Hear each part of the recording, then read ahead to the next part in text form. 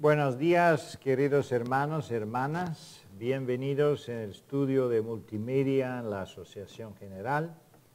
Tenemos el gusto de saludarle y estudiar juntos con usted nuestra escuela sabática de 19 de mayo de 2012. Aquí tenemos con nosotros hermana Raquel Orce, de Departamento de Publicaciones, y su servidor Petco. Nos gustaría empezar con una oración en silencio.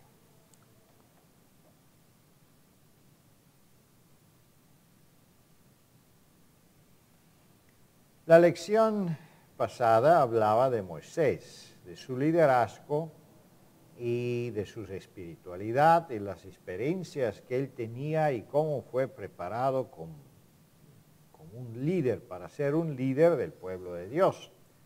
También se podía hacer un paralelo de una organización del mundo y la organización de Dios y las características que son necesarias para que uno pueda ser o que cualifica a ser un líder en el pueblo de Dios. En este caso fue Moisés con su humildad y todo el sufrimiento que él necesita pasar para desarrollar un carácter semejante al carácter, el ejemplo de Cristo. En esta lección vamos a enfrentar un otro tema. Tenemos a Israel y la Odisea como título de nuestra lección. Vamos a hacer un paralelo de Israel literal, de Israel del Antiguo Testamento, y Israel espiritual, el Israel del santuario espiritual del Nuevo Testamento. También vamos a hacer algunos paralelos con las experiencias del Israel antiguo, de Israel literal y también del pueblo adventista en los últimos días, nuestra iglesia, forma de organización y todo que está conectado con la doctrina. Por eso nos gustaría empezar con la primera pregunta, que es bajo del subtítulo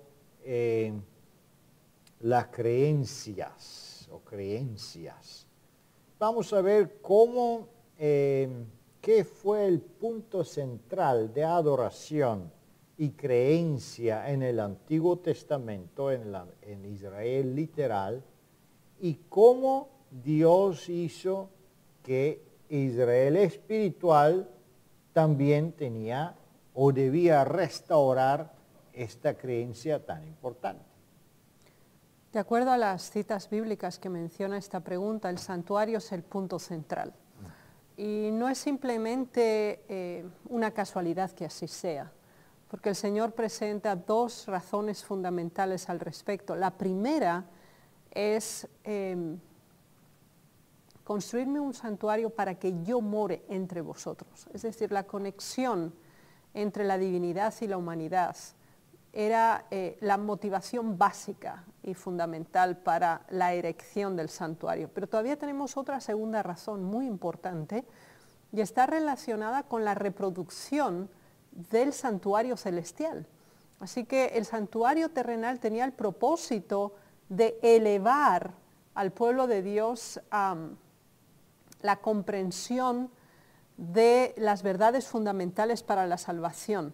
Y por esa razón, el lugar consagrado para la adoración del verdadero Dios sería únicamente en el santuario, el cual no era reproducible. Solo podía estar en un lugar y en función a ese lugar se redistribuía toda la población de Israel. Es decir, estaba el santuario en el centro. Inmediatamente después estaban localizados los sacerdotes y los levitas y posteriormente las tribus organizadas de acuerdo a su bandera, y fuera de eso estaban los extranjeros. Esa era la estructura en el desierto. Muy interesante. El centro del centro fue el santuario. El santuario es un símbolo de Cristo, es un símbolo del plan de la salvación. En los elementos del santuario encontramos prácticamente todos los puntos importantes de nuestra salvación. los sacrificios y todo que Jesús está haciendo por nosotros como un sacrificio perfecto, como un sustituto perfecto de nuestra raza humana y de cada uno de nosotros. Entonces dice el versículo que debemos construir un santuario. En el Antiguo Testamento sí fue una construcción literal. ¿Y cómo fue en el Nuevo Testamento? Tenemos un santuario celestial. ¿Cómo fue esta construcción o restauración del santuario en el movimiento adventista? Bueno, la profecía de Daniel 8:14 implicaba un punto y aparte en la comprensión no solamente de la verdad, sino también en el redescubrimiento de las verdades básicas que el Señor deseaba que para que este último tiempo fuera revelada a la humanidad.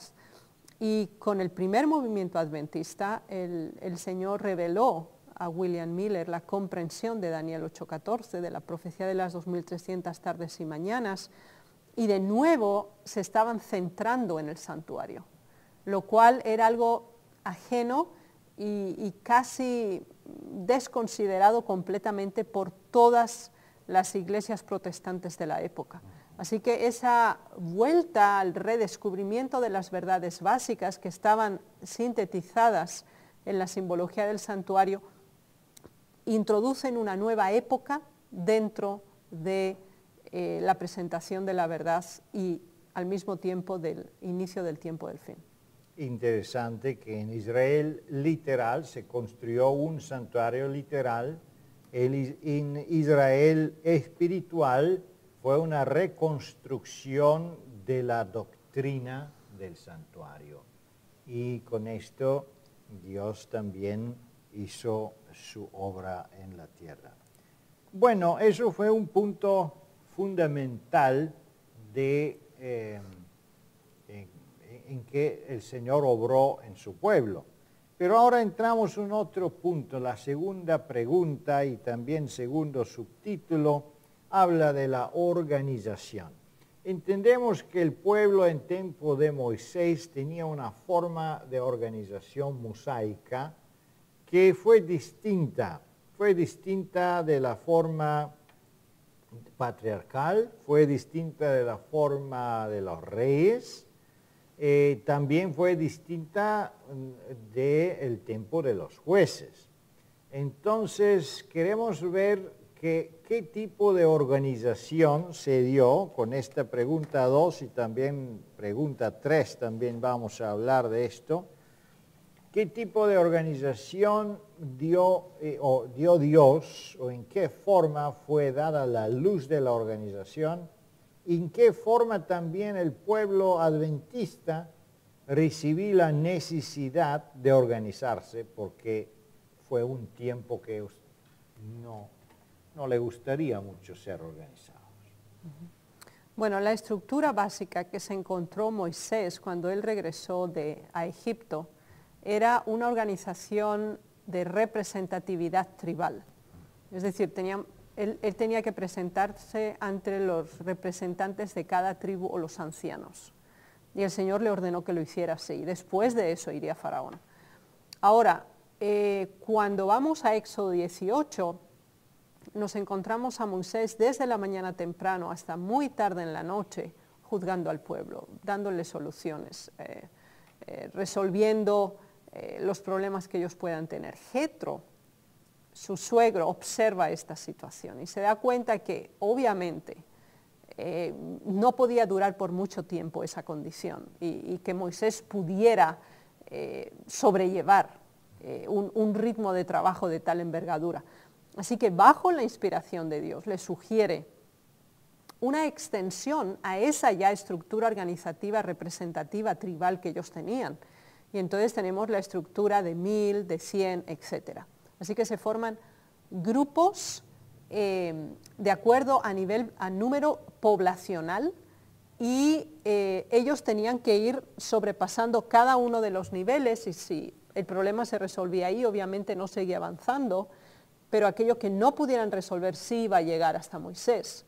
Ahora, cuando nos vamos a números, llegamos a otro nivel organizativo, además del representativo tribal y además del redistributivo administrativo que ellos tenían, y es cuando el pueblo dice que está cansado de comer maná y que quiere pescado y que quiere pepinos y que quiere sandías y melones y que ya no puede soportar más comer maná. Y Moisés llega a un estado desesperante y le dice: Señor, tómame la vida, yo ya no puedo más con esto. Y entonces el Señor le ordena en ese momento, dice: elige 70 varones sabios y prudentes entre las tribus para que te sean de ayuda. Y entonces ahí se produce de nuevo otra extensión más organizativa de la ya existente, porque cuando llegamos a Números ya estaba la organización representativa tribal, ellos ya tenían los distintos niveles administrativos y además tenían a los sacerdotes y tenían a los levitas. Ahora se añade este grupo también representativo y administrativo y judicial de los 70 ancianos. Y nos damos cuenta de algo interesante: la organización se va extendiendo de acuerdo a la necesidad. Es decir, la organización no existe indistintamente de las circunstancias. La organización se da en función de la necesidad. Y como tú preguntabas, el paralelo con la Iglesia Adventista y el desarrollo del movimiento adventista en el tiempo ya de nuestra era, es interesante que después del chasco de 1844 pasan aproximadamente 15 años hasta que podemos vislumbrar una organización más o menos primaria. Así que recién en 1861 se establece la primera asociación, que era la Asociación de Michigan, Asociación o Campo Misionero, y a partir de ahí se va desdoblando ese aspecto organizativo siempre a nivel de iglesia local, campo misionero, asociación y conferencia general. Y recién en 1863 es que encontramos ya una estructura representativa de organización por medio de los delegados. Ahora, desde el 1860 hasta 1880, la organización va avanzando del mismo modo que se expande la migración y la posesión de territorios desde la costa este hasta la costa oeste de Estados Unidos, y lo hace en la misma intensidad. Al cubrir esas áreas, al mismo tiempo se establece en 1869 la primera organización para obra misionera externa, porque primero estaban limitados a su área geográfica específica, y oficialmente en 1874 es cuando se envía a Andrews, el primer misionero, al exterior. Es decir, se superan los límites territoriales. ¿Qué nos enseña esto a nosotros? La verdad que había sido revelada era intocable, no era manipulable, era el centro, es el santuario. Ahora, la organización era extensible, era adaptativa, y más que eso también nos damos cuenta de que era progresiva e extensiva, pero también plural. Es interesante que el cambio de principios que tenía, por ejemplo, la organización patriarcal. Bueno, la organización patriarcal seguía su existencia porque las familias no se desformaron, las familias tenían sus autoridades y sigue hasta el fin del mundo. Esta forma organizativa va a seguir y va a participar. Pero en este caso, en el tiempo cuando Moisés necesitaba elegir sus ayudantes, aquí dice el Señor: elígete gente capaz de juzgar el pueblo.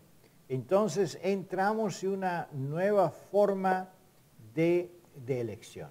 No más en acuerdo de quién es que él nació primero, que él es el primogénito, no es que él es el patriarca, pero ahora quién es capaz de hacer las cosas. Entonces ahora se entra en una organización donde los dones del Espíritu Santo están considerados, los dones espirituales, el ejemplo, la vida, el carácter, es que vale y que es considerable.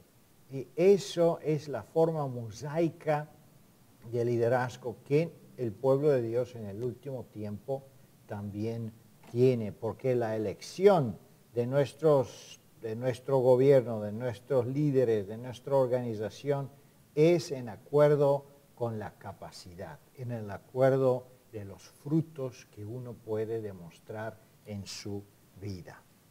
Bueno, vamos a ver el otro subtítulo, las ventajas espirituales que nosotros podemos tener si somos parte del pueblo de Dios.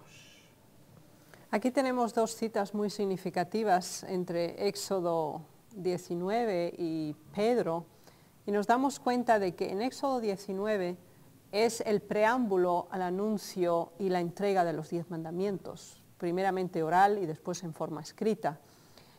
Nos damos cuenta que el Señor califica a su pueblo en Éxodo 19 como de especial tesoro, como reino de sacerdotes, como gente santa. 3 elementos significativos que de algún modo resumen los atributos que ejemplificarían el ser el pueblo de Dios.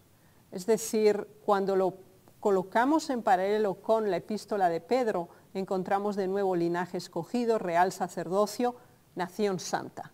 Obviamente ese paralelismo es coincidente, tanto en el pueblo de Dios del Antiguo Testamento como del Nuevo Testamento y de la era presente en la cual nosotros nos encontramos. El propósito de estos atributos es único y exclusivo, y ambos coinciden también en esta conclusión, y es anunciar la verdad a todos aquellos que no son parte, pero deben ser.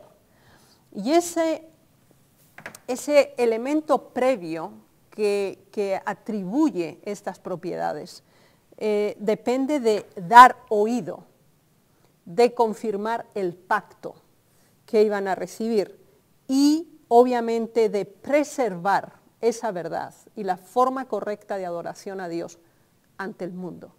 Así que esos elementos significativos deben ser una realidad hoy para identificar al auténtico pueblo de Dios. Es interesante que dice el versículo que si escuchamos la voz de Dios, si escuchamos la voz. Entonces también aquí encontramos un otro principio que cada miembro del pueblo de Dios tiene los derechos, igual que los otros, a comunicarse directamente con el Señor. Encontramos que en Israel también Dios quería que todo el mundo venía a Él, pero no querían. Decían, no aguantamos la presencia de Dios. Por eso que Moisés va y que después nos cuenta. Necesitaban un mediador porque ellos temían la presencia de Dios. Pero en el Nuevo Testamento tenemos el privilegio grande a conectarnos directamente con Dios. Por eso muchas veces la gente habla de una forma democrática de nuestra organización.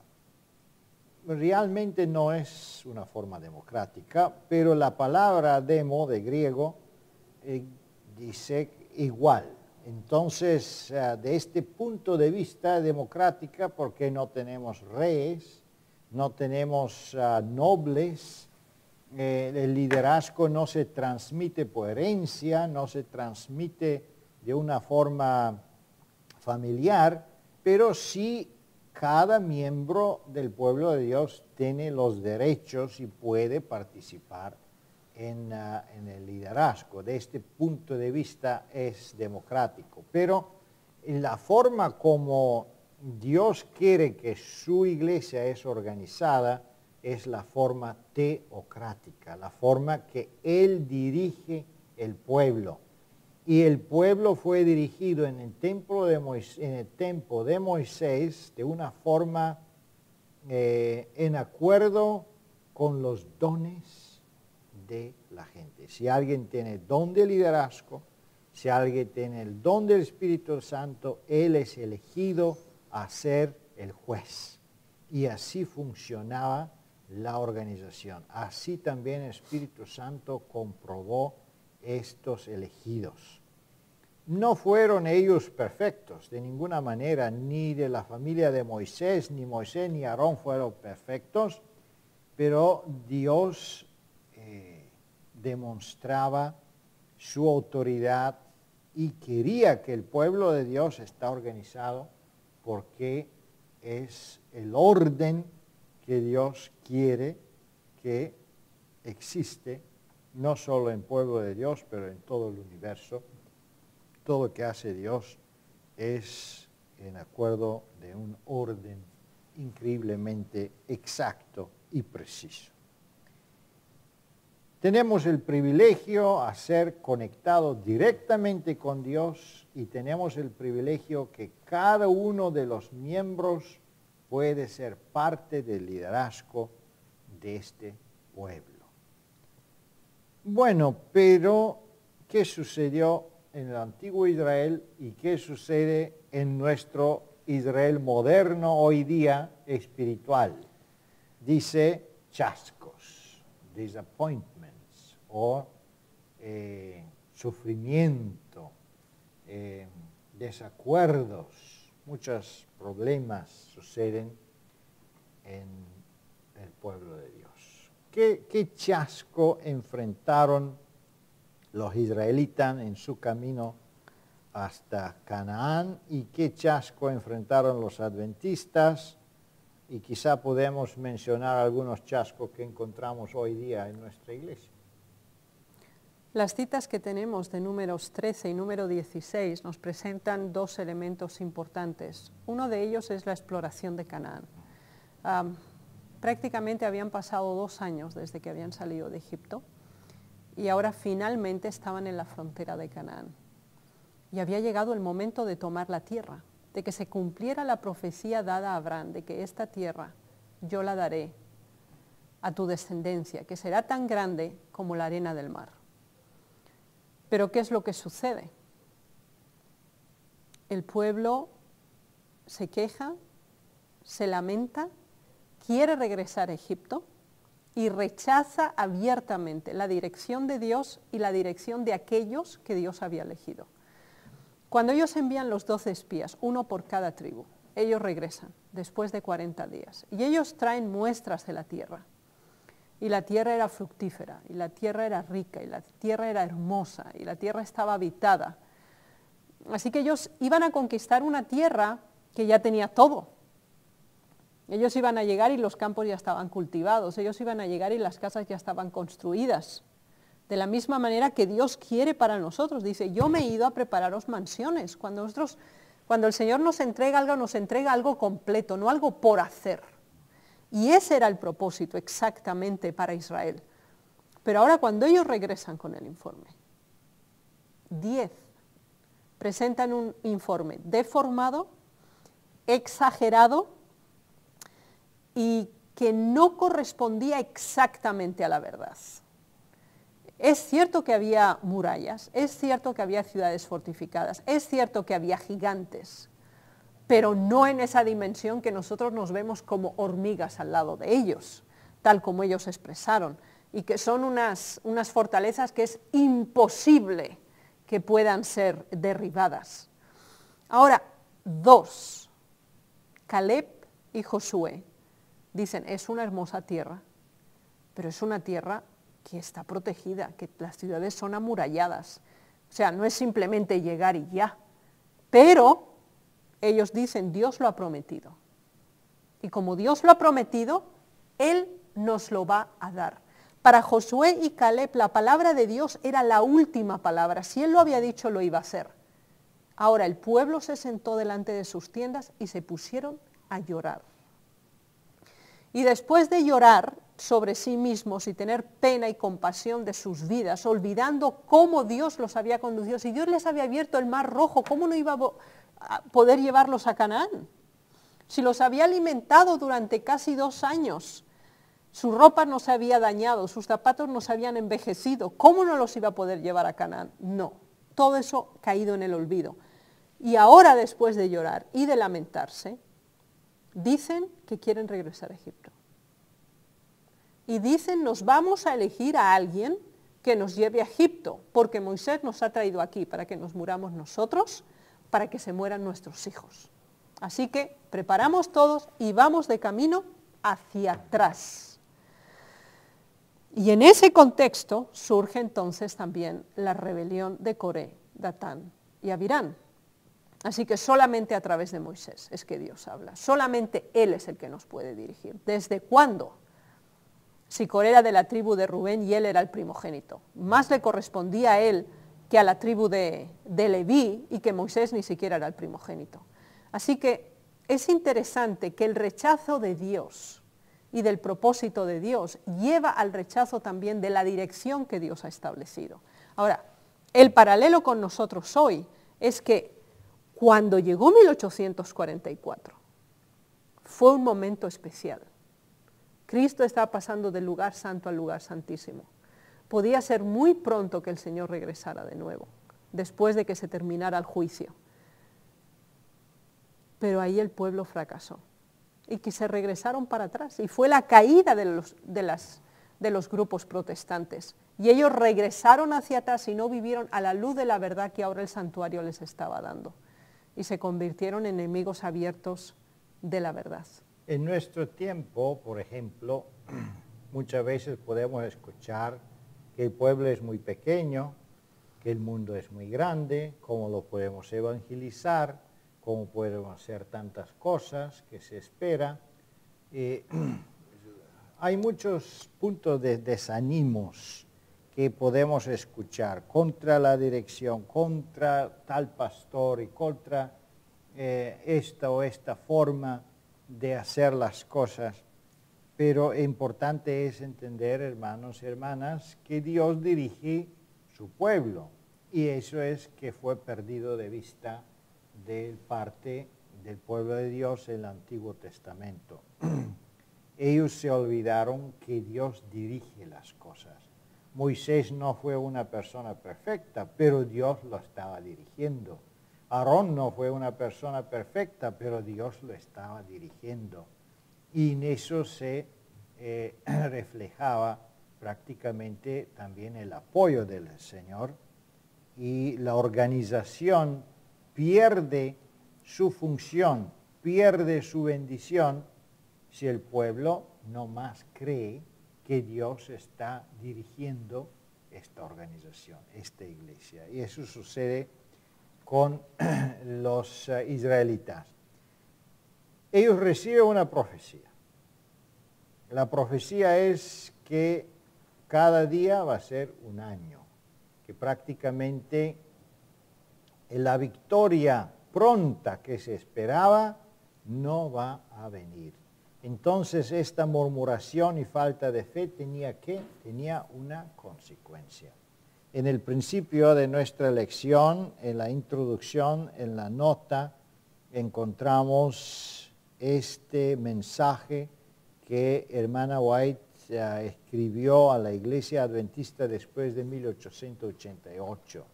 Ella dijo que sí, ahora por las consecuencias de falta de fe, vamos a quedarnos mucho más años en esta tierra. No va a venir el Señor tan pronto como podía ser. La lluvia tardía debía o podía ser derramada, pero ahora vamos a esperar más. Eso es una delay, ¿cómo se llama? Una postergación. Una postergación de los eventos. La culpa es nuestra. La culpa es falta de preparación espiritual. Muchas veces la gente dice, ya Jesús va a venir, quién sabe cuánto, hay muchos años de esperar, todavía esperamos la ley dominical y todo eso. Pero todo eso depende de nuestra espiritualidad, de nuestra preparación. Los eventos se pueden desarrollar muy rápido dependiendo de la preparación que el pueblo de Dios tiene. Bueno, esos chascos sucedieron en Israel literal y suceden en Israel espiritual. Vamos a ver la pregunta número 6. ¿Cómo se comportó el pueblo de Israel al principio de su experiencia? ¿Y qué profecía fue dada como consecuencia? Si hablamos de esta profecía, si quieres añadir algo más. Sí, creo que ahora cuando el Señor les comunica lo que va a suceder, les razona el porqué.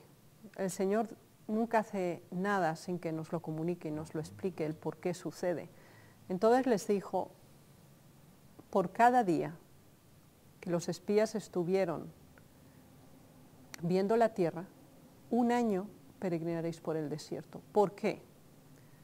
1, vosotros dijisteis que yo os traje aquí para que murierais vosotros y vuestros hijos. Entonces dice, no, vuestros hijos no van a morir porque vosotros dijisteis que yo los traje aquí para morir. Los que os vais a morir sois vosotros. Vosotros no vais a ver la tierra. A pesar de que habían tenido el gozo de la liberación, de ser esclavos a ser personas libres y ver la formación, la constitución de una nueva nación, no tendrían el gozo de recibir la herencia. Segundo, porque vosotros no creísteis a mi palabra. Realmente el Señor hace todo para que nosotros podamos cumplir el propósito que Él tiene para nosotros.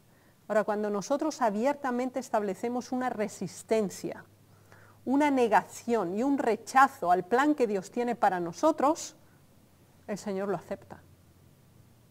Y de hecho, ellos habían pronunciado esa sentencia. Porque ellos dijeron, queremos volver a Egipto. El Señor no les permitió volver a Egipto. Pero sí estuvieron rodeando el desierto por ese periodo de tiempo. Y cuando llegó ese tiempo, volvieron a estar en el mismo lugar.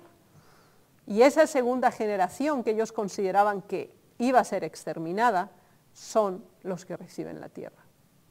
Es interesante que también después de 1888 prácticamente pasa una generación, más o menos 40 años, hasta que una nueva generación surge y empieza una reforma dentro del pueblo, que es un paralelo interesante. No es exactamente 40 años, pero en punto de vista de generaciones sí es la próxima generación.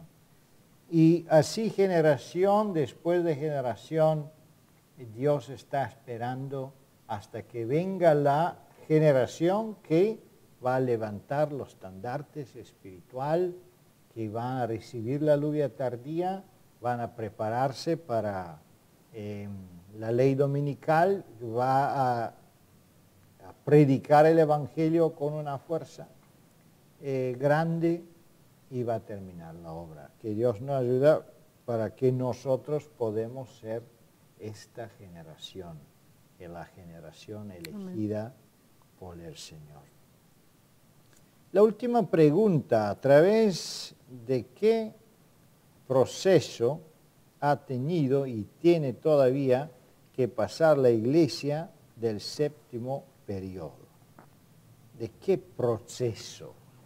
¿Qué proceso estamos hablando aquí? En Hebreos 12 se nos habla y se nos presenta una admonición, porque dice, mirad que no desechéis al que habla.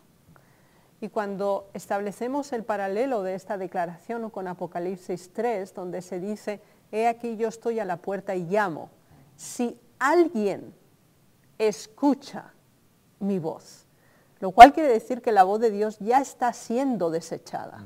Por eso la frase se inicia con un elemento condicional. Si alguno escucha mi voz, abra la puerta, vendré a él y cenaré con él. Así que este elemento de escuchar está relacionado con el convivir o tener una relación con y el compartir ese pan que es la verdad y ese alimento que viene dado por la palabra del Señor. Este paralelismo es muy significativo porque cuando el Señor anunció los 10 mandamientos, era el propósito de Él que todo el pueblo lo escuchara. Pero ellos sintieron temor de tener una relación directa con Dios. y le dijeron a Moisés, tú ve al monte y después tú nos cuentas. El Señor requiere de cada uno de nosotros que aprendamos a escuchar la voz de Dios, que seamos conscientes de la verdad para este tiempo y que la vivamos a la altura de esa verdad, individualmente y obviamente como pueblo. Que el santuario sea el centro alrededor del cual gire la verdad. Y sabemos que no tenemos un santuario literal, pero sí tenemos el santuario en el cielo y el Señor nos ha revelado lo que está pasando. Y en ese sentido tenemos que escuchar la voz de los ángeles, primero, segundo, tercero, y el otro ángel de Apocalipsis 18, y vivir a la altura de esa verdad. También en Ageo capítulo 2, versículo 6, dice, un poquito de tiempo y va a venir el terremoto, va a venir la destrucción. Un poquito de tiempo. Es interesante que los profetas cuando hablan del fin, siempre lo presenta como un evento muy cerca está. Así dice la canción, cerca está la venida de Cristo. Así fue la creencia de Pablo, del apóstol Pablo. Así fue la creencia de los primeros pioneros adventistas, los pioneros de la Reforma también creían que en la vida de ellos, en su generación, va a venir a Cristo. Queridos hermanos y hermanas, de verdad el tiempo es muy corto.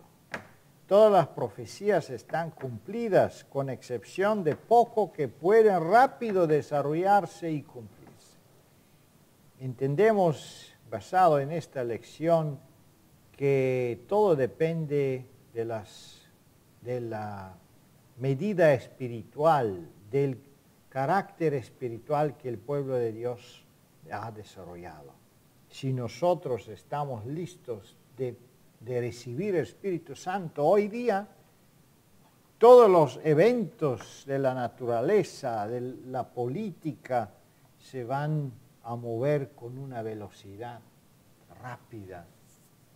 El fin del mundo va a venir, la venida de Cristo va a venir, nuestra liberación va a venir y nosotros vamos a entrar en esta tierra prometida, en el Canaán espiritual, en el Canaán celestial. Entramos en la vida eterna, terminamos con los dolores y las enfermedades, terminamos con esta extensión, esta vida de problemas y dificultades políticas, sociales, morales, toda esta angustia que nosotros tenemos constantemente va a terminar. ¿Por qué no nos preparamos? Empezamos con ti, empezamos conmigo.